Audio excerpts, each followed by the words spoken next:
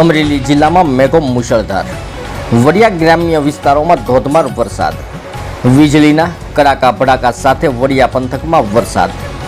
વડિયાના લુણીધાર ગામે ધોધમાર 3 ઇંચ વરસાદ ખાબક્યો. દેવગામ જીથુડી લુણીધાર ગામે મેઘો મુશળધાર વરસ્યો. દેવગામ જીથુડી લુણીધાર ગામની બજારોમાં ભરાયા પાણી. જીથુડીની સ્થાનિક નદીમાં પૂર આવતા વાહનો ફસાયા.